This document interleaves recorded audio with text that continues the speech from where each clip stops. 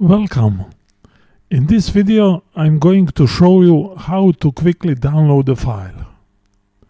In your program with the statement parameters, you can declare your selection screen input field. In this field you will specify which file you want to download. Then you have to use the event which will be called each time the value of your input field has been changed.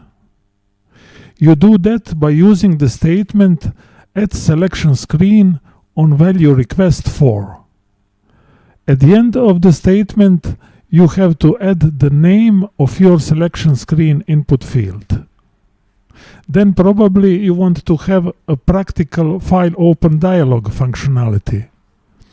Instead of manually typing your complete path name, by using dialog you can comfortably search in which directory you want to save your file.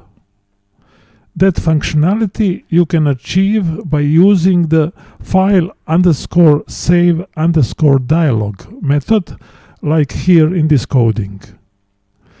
In this method you can customize which default file name and which default file extension you want to use.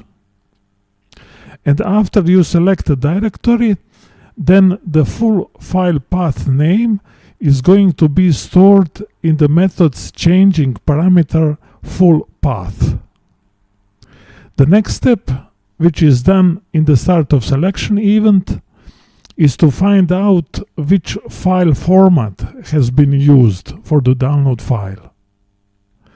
After that one, you have to pick up some data which will be downloaded. In my example, I've read 100 records from the standard database table DD02L, which contains header data of all SAP tables. The next step is to double check which file type has been selected.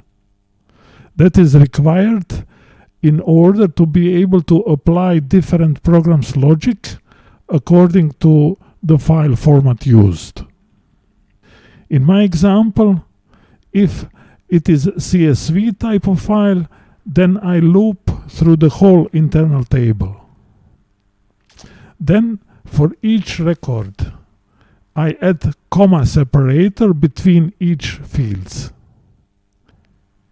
And then also I delete any leading and trailing blanks with a condense statement.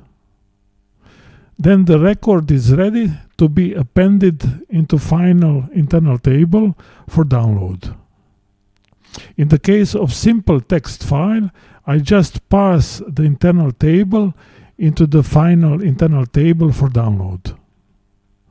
The last step is to call the function GUI_download, which will download your file. Now I can activate my program by clicking on Activate button. And if there are no errors, I can execute the program by clicking on Direct Processing button. Now I'm going to select my directory by clicking on the button next to the selection screen input field.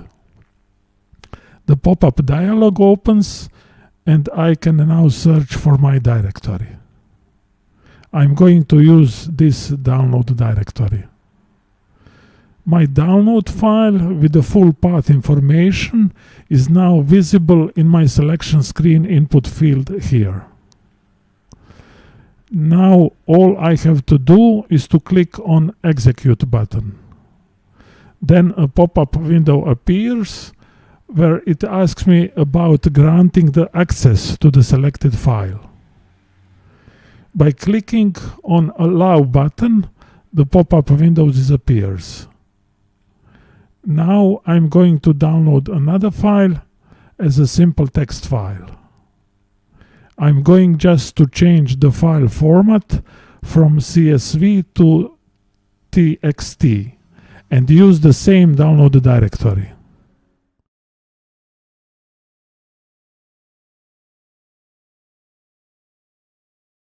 Now I'm going to double check the content of my two downloaded files.